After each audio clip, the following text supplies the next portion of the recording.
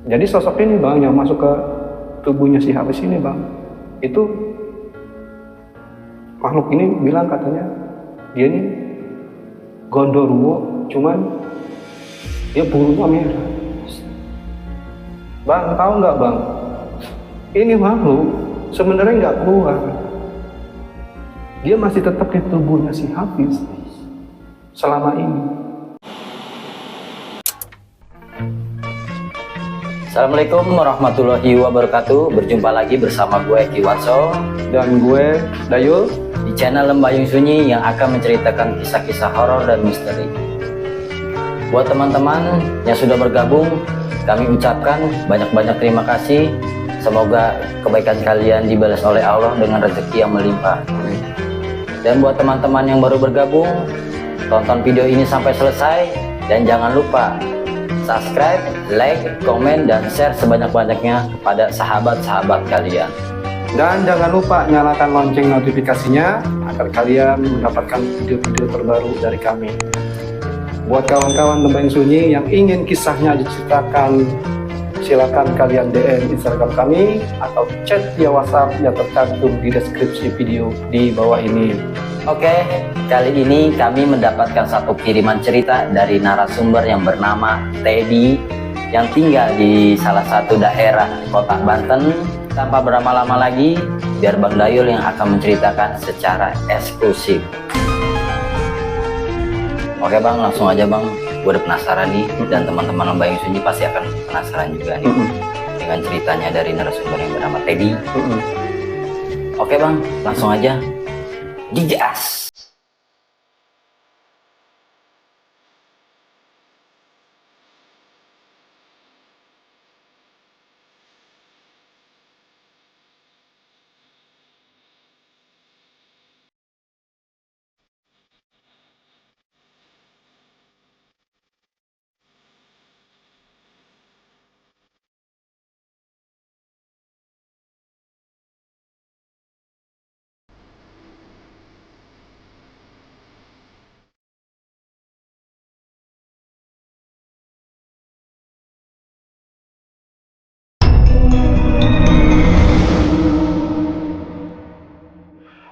Oke, kali ini gue akan menceritakan salah satu kisah dari kiriman narasumber kita tadi yang bernama Teddy yang tinggal di salah satu daerah di kota Banten. Bang. Jadi kisah ini dialami oleh salah satu keponakannya Teddy nih bang. Gitu. Jadi peristiwa ini terjadi di sekitar tahun 2019. Nah, keponakannya si Teddy ini itu namanya Hafiz. Dia masih berumur 10 tahun dan masih duduk di kelas SD. 4 SD. Tuh. Nah, suatu ketika si Hafiz ini setelah pulang sekolah dia bermain dengan teman-temannya nih bang. Jadi dia bermain ke kebun-kebun di belakang rumah gitu, nggak jauh dari rumah lah. Jauh dari rumah. Dia bermain dengan teman-temannya. Biasanya dia nyari buah-buahan atau nyari sesuatu lah kasarnya gitulah, buat kesenangan mereka lah biasanya begitu. Anak-anak sumuran gitu. Nah, ketika dia lagi bermain bang, ada salah satu dari si temennya Hafiz ini itu kencing sembarangan bang. Itu kencing sembarangan di salah satu pohon yang memang sudah berumur sangat tua. Namanya anak-anak kan nggak tahu, udah kebelet kencing, kencing di mana aja. Beda sama orang dewasa kan, gitu kan. Dia maksudnya kalau orang dewasa kalau mau buang air kecil atau kencing itu mikir-mikir dulu, cari tempat yang aman dulu. Nah, kencing lah nih temennya si Hafiz tadi. Setelah kencing, mereka bermain lagi bang. Nah, setelah bermain seharian, di sore harinya pulanglah mereka. Nah, mereka begitu Hafiz pulang ke rumah, tiba-tiba si Hafiz ini bertingkah aneh atau berpola aneh lah gitulah. Iya. Jadi si Hafiz ini bang tinggal sama neneknya bang. Oh iya, sama neneknya. Sama neneknya dia tinggal. Nah kebetulan si Hafiz ini kedua orang tuanya sudah bercerai. Jadi dia tinggal sama bapaknya, sama orang tua bapaknya, neneknya lah ya. Iya. Dan salah satu adik dari bapaknya, si Teddy. Jadi si Teddy ini adik dari bapaknya Hafiz. Ya. Nah itu setelah pulang dari bermain tadi, si Hafiz ini berpola aneh, bertingkah laku aneh. Nah, akhirnya kesurupan bang. Jadi kesurupan lah ya. Kesurupan dari sosok yang tinggal di salah satu pohon tua tadi bang, yang dikencingin sama temennya si Hafiz. Gitu. Ngamuk bang si Hafiz tadi. Ngamuk, marah-marah karena tempat tinggalnya dikencingin. Gitu. Akhirnya keluarga bapaknya si Hafiz ini manggil lah tetangga. Kebetulan itu ada nenek-nenek lah ya. Gitu. Di kampung masih ada kan nenek-nenek itu biasanya yang tukang ngobatin yang sembur apa kayak gitu. Iya. Dipanggil lah. Nah, akhirnya setelah dipanggil diobatin lah nih si Hafiz. Akhirnya reda, sadar. Sadar ditanya lah Hafiz. Setelah sadar nih, iya tadi temanku kencing di pohon itu gitu. Pohon tua itu kasarnya gitu. Nah, neneknya si Hafiz bilang makanya jangan main di kebun, gini. Oke lah, karena udah sadar si Hafiz, udah. Nah kesok harinya nih bang, tiba-tiba Hafiz kesurupan lagi. Balik lagi kesurupan. Kesurupan lagi dengan sosok yang pohon tadi. Yang pohon tadi. Akhirnya dipanggil lah nenek-nenek yang tadi, tetangganya ini. Tapi nggak bisa bang udah. Akhirnya pamannya si Hafiz nih, si Teddy ini, panggil lah Ustadz kampung. Setelah dipanggil Ustadz kampung, datang ke rumah, ditanganin Ustadz kampung. Akhirnya ditanya, jadi sosok ini bang yang masuk ke tubuhnya si Hafiz ini bang, itu makhluk ini bilang katanya dia ini gondoruo, cuman dia bulunya merah dan dia marah-marah dan mengancam akan membawa si Hafiz gitu. Nah, akhirnya diusahakan sama si Ustadz tadi untuk menggagalkan rencana si makhluk tadi. Alhamdulillah bang, bisa sadarlah si Hafiz. Nah, karena sudah 2 kali bang si Hafiz ini kesurupan, akhirnya bapaknya Hafiz ini menelpon lah ibunya si Hafiz, karena kan udah bercerai nih. Iya, sudah berpisah. Ibunya Hafiz sudah nikah lagi dan tinggal di rumah orang tua ibunya Hafiz gitu. Iya. Jadi bapaknya Hafiz ini belum menikah lagi. Baru ibunya aja yang menikah ya. Baru ibunya aja yang menikah. Dikabarkanlah sama bapaknya si Hafiz tentang keadaan anaknya. Benar. Nah, saat itu juga ibunya Hafiz datang ke rumah Hafiz, bapaknya Hafiz tadi. Akhirnya setelah berbicara sebentar, diputuskanlah Hafiz dibawa ke rumahnya ibunya. Sebenarnya Hafiz ini lebih nyaman tinggal di rumah bapaknya. Ya. Karena ada neneknya, ada pamannya gitu. Karena berhubung ibunya ini memaksa, akhirnya ikutlah dengan ibunya. Ikutlah sama ibunya. Ternyata kejadian di sana bang, setelah tinggal di rumah ibunya itu terulang lagi. Kejadian lagi kesurupan bang. kesurupan lagi. Nah berhubung bapaknya ibunya Hafiz ini paham juga, akhirnya dicobalah diobatin lagi,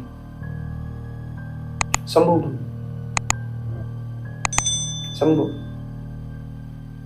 Tapi begitu lagi, kejadian begitu lagi. Nanti kesurupan sehari, entar kesurupan lagi, dan dengan sosok yang sama. Akhirnya kabar itu terdengar sama neneknya si Hafiz. Karena neneknya Hafiz ini sayang banget sama si Hafiz. Akhirnya neneknya Hafiz ini memintalah supaya si Teddy ini menjemput si Hafiz. Anaknya ya berarti ya. Ponakannya maksudnya, ponakannya si Teddy tadi. Oh, Teddy. Jemputlah Teddy. Dijemput sama Teddy, dibawalah Hafiz ke rumah neneknya. Nah itu dapat sehari, dapat 2 hari kesurupan lagi bang. Wah, si Teddy berpikir nih, ini gimana nih ponakan gue, kesurupan mulu begini. Akhirnya Teddy ingat kalau dia ini punya salah satu teman yang yang bisa lah, yang mengerti. Dipanggil lah, ditelepon lah. Taruh kita kasih nama Junet lah ya. Oke. Ditelepon lah si Junet tadi. Net, bisa ke rumah nggak? Kenapa Ted? Ponakan gua nih udah berapa kali kesurupan. Ini aja udah masuk hampir seminggu lebih. Begitu. Oh ya udah, nanti gua kesana, kata si Junet. Akhirnya datanglah Junet ke rumahnya si Teddy. Dan dijumpai di depan rumah tuh udah ada ibunya Teddy itu dan abangnya si Teddy. Setelah bercerita sedikit tentang keadaan si Hafiz tadi, akhirnya si Junet masuklah ke dalam rumah. Si Hafiz tuh lagi santai bang, lagi duduk, lagi tiduran. Normal lah gitulah ya. Sambil megang HP, main game. Setelah masuk, ditanyalah, disapalah nih si Hafiz sama si Junet. Halo Hafiz, lagi ngapain? Nah, si Hafiz nengok, om, kenal nih Hafiz nih sama si Junet. Iya. Karena kan temen dari pamannya ya, sering main ke rumah. Iya. Lagi main HP om, lagi ngapain? Ditanya lagi main HP om, oh lagi main HP. Dihampirin nih si Hafiz nih sama si Junet. Nah, dilihat si Hafiz ini pakai kalung bang, tapi kalung itu ada bawang putihnya.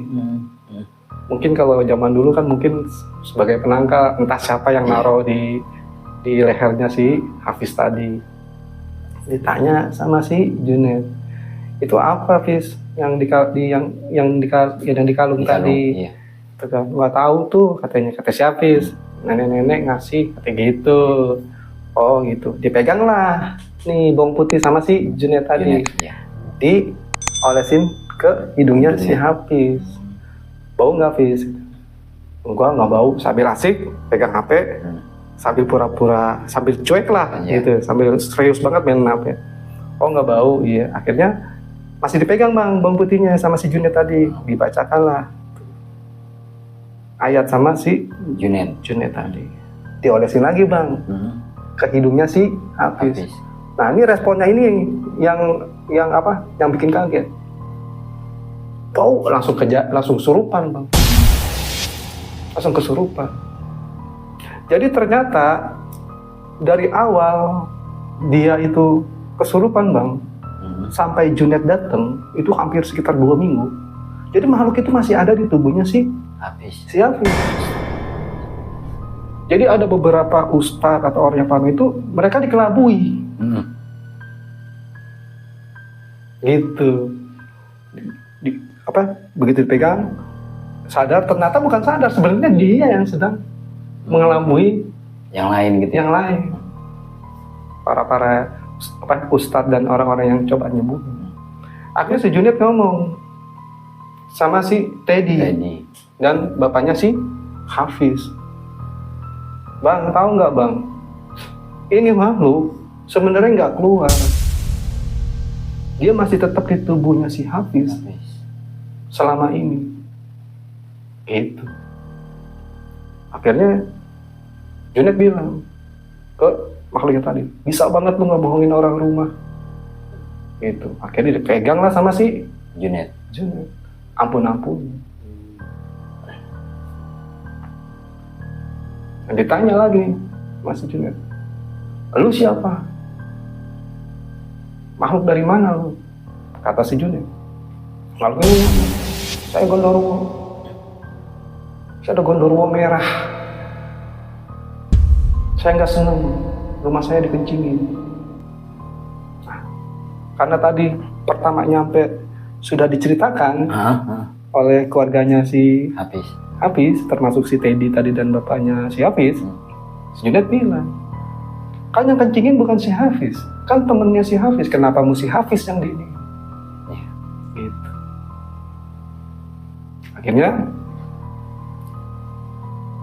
diobati lah sama si Junet, dipaksa untuk keluar. Alhamdulillah bang, keluar. Seneng, langsung lapar. Kemarin makannya banyak, tapi bukan si Hafiz yang makan. Nah, setelah si Junet nggak langsung pulang, masih di situ. Nggak beberapa lama bang, kesurupan lagi si Hafiznya. Kesurupan lagi. Tapi bukan si makhluk itu ya kesurupan, bukan si makhluk itu yang masuk. Beda lagi nih bang. Beda lagi. Jadi gini bang, beberapa tahun yang lalu, jadi si Hafiz ini punya sepupu bang. Jadi beberapa tahun yang lalu, si Hafiz ini sedang bermain sama sepupunya dan teman-teman yang lain di pinggir sungai. Mereka asik bermain di pinggir sungai, tanpa mereka sadari, sepupunya Hafiz ini hanyut ke ke sungai tadi yang arusnya deras. Tenggelamlah dia ke bawah arus. Nah, itu ditemukan setelah 2 hari pencarian, baru ditemukan jasad atau jenazah dari sepupunya Hafiz. Beberapa tahun yang lalu. Iya. Nah, hari itu Junet nggak langsung pulang. Nggak lama dari Junet mengeluarkan sosok itu, sosok makhluk itu, masuklah kesurupan lagi sepupunya yang beberapa tahun yang lalu yang meninggal tenggelam. Ditanyalah sama si Junet, ini siapa?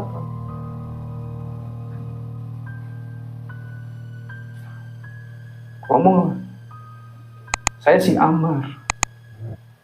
Junet bingung, tanyalah keluarganya, kenal si Amar siapa? Nah, keluarganya langsung, astagfirullahaladzim, diceritakanlah sama keluarganya si Hafiz. Kalau itu sepupunya Hafiz yang mati tenggelam. Ditanyalah sama si Junet, kenapa, ada apa mengarah? Nah, si Amar bilang ke si Junet, tolongin bang si Hafiz, kasihan si Hafiz. Kenapa emangnya? Si Hafiz lagi di pantai di sana. Di mana? Di alam lain. Kasihan bang, dicabut. Oh gitu. Si Junet ngomong lagi ke si Amar tadi, kira-kira abang mampu nggak untuk nolongin Hafiz? Nah, si Amar bilang, abang mampu. Ya udah, Amar keluar ya, nanti abang kirim Al-Fatihah buat Amar. Ya bang, makasih. Keluarlah. Akhirnya peristiwa sore itu dikabarkanlah kepada ibunya si Hafiz. Jadi bapaknya Hafiz telepon kalau si Hafiz kesurupan lagi. Dan sepupunya tadi sempat masuk. Akhirnya ibunya Hafiz datang ke rumahnya si Hafiz. Setelah ngobrol-ngobrol sebentar, dibawalah Hafiz lagi ke rumah ibunya. Jadi ada salah satu kakaknya ibunya Hafiz itu ustadz juga bang. Gitu. Memang pulangnya jarang-jarang. Dengar kabar tentang si Hafiz, akhirnya dicobalah disembuhkan dengan metode ruqyah syariah. bacakan surat-surat, ayat-ayat. Nah itu respon Bang. Jadi makhluk itu tetap masih ada di situ. Masih ada di Hafiz itu. Masih ada di situ. Itu setelah 1 hari dari kejadian di rumah bapaknya ya. Akhirnya si Hafiz ini dimandikan lah dengan air yang bercampur dengan daun bidara. Dengan maksud tujuan supaya makhluk itu keluar makhluk itu keluar atau terhindar. Iya. Sadar Hafiz. Normal. Dapat sehari setelah itu Bang, kesurupan lagi.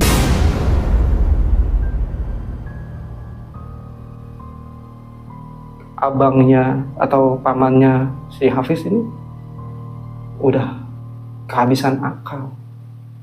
Dengan metode ruqyah syariahnya ini udah nggak bisa. Gitu. Akhirnya dikabarkanlah kondisi ini kepada bapaknya Hafiz. Kalau si Hafiz kesurupan lagi itu dan ngamuk-ngamuk Bang. Ngamuk-ngamuk. Bayangin aja, anak umur sekitar 10 tahun dipegang sama orang dewasa 2 orang. Itu orang dewasa 2 orang kan nggak bisa pegangan.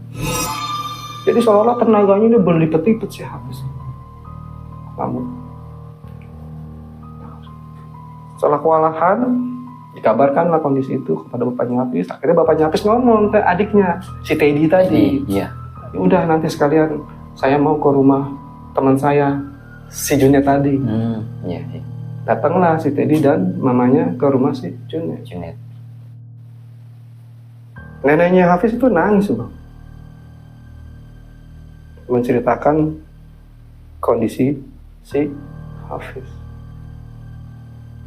Akhirnya lululah hatinya si Junet. Akhirnya Junet ngomong, ya udah Bu, nanti kita ke sana bareng-bareng. Akhirnya berangkatlah mereka bertiga ke rumah mamanya si Hafiz. Gitu. Sampai di sana Bang, itu udah rame Bang. Udah keluarga besar dari ibunya Hafiz itu udah di situ. Karena Hafiz juga belum kunjung sadar. Begitu Junet, Teddy dan namanya Teddy sampai, itu keluarganya itu ngelihat si Junet itu dengan pandangan yang meremehkan. Karena si Junet itu pakai celananya itu lepis yang robek-robek. Robek, iya. Dengan penampilan yang mungkin menurut pandangan mereka kurang inilah Bang ya. Sebelah mata lah Bang, gitu kasarnya begitu. Kayaknya Assalamualaikum, Waalaikumsalam. Masuklah mereka bertiga ke dalam rumah. Nah, mamanya si Teddy ini nanya, Hafiz mana? Ada tuh, coba disuruh keluar, dibawalah keluar. Itu masih meracau Bang. Mamanya Teddy nangis. Nah, bilang lagi ke si Junet, Bang tolongin Bang si Hafiz. Ya udah, dipeganglah sama si Junet. Sementara keluarga dari ibunya si Hafiz tadi itu masih memandang sinis Bang ke si Junet tadi. Iya. Mungkin pikiran mereka itu, ini dukun dari mana? Dengan penampilan yang robek-robek. Karena mereka berpenampilan ya, maaf ya Bang ya, syar'i lah. Iya. Yang wanitanya pakai pakaian busana muslimah, yang cowoknya pakai pakaian muslim, pakai peci segala macam, pakai. Ya pokoknya seperti itulah. Si Teddy ngerasa diremehkan. Si Junet merasa di situ situasi yang serba salah. Akhirnya si Junet memutuskan pegang si Hafiz dengan membaca salah satu surat yang mungkin kita semua tahu ya Bang ya, kayak Al-Fatihah, Anas, apa ya? Al-Falaq dan Al-Ikhlas. Itu dibaca kenceng sama si Junet. Si Junet tadi. Dengan maksud tujuan biar mereka mendengar. Iya. Biar mereka tahu, jangan hanya melihat penampilan saja. Begitu dipegang sama si Junet, si Hafiz teriak, ampun. Ditanya lah sama si Junet, kalau nggak mau pergi, saya bakar kamu. Kata si Junet nih sama si makhluk tadi, yang gondoruo, yang berbulu merah tadi. Dia bilang, saya disuruh, katanya dia bilang. Disuruh siapa? Ditunjuklah, karena itu adanya kan di depan rumah Bang, di teras rumah lah ya gitu ya, ada bangku dan meja gitu ya.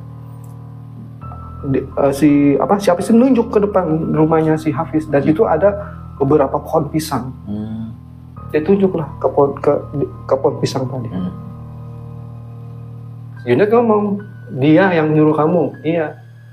Untuk memperjelas, karena keluarganya ini masih memandang sebelah mata.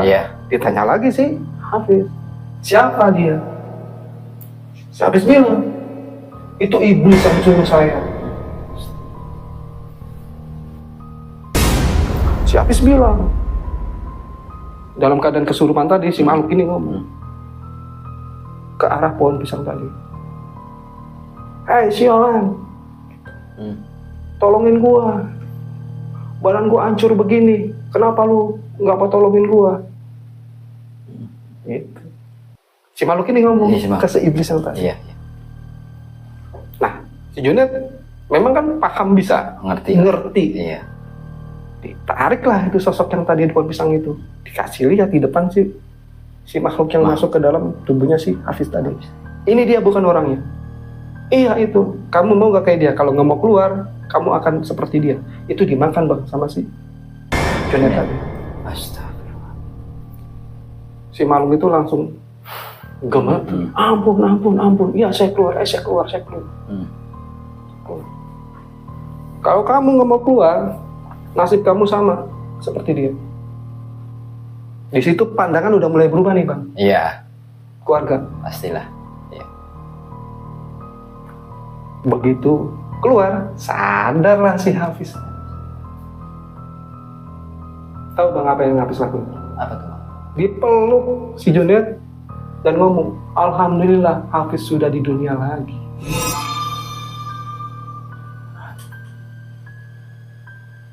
Nah, si Junet tanya ke si Hafiz, emang selama ini Hafiz di mana? Hafiz bilang, saya diikat Bang di rantai. Rantainya itu terbuat dari api, rantai yang merah membara. Diikat Bang, tangan saya dua-duanya. Terus saya dicambukin Bang, nggak tahu di mana katanya. Semua yang dilihat sama Hafiz api semua. Si Junet bilang lagi ke si Hafiz, kok tiba-tiba Hafiz ada di sini? Tuh gimana ceritanya?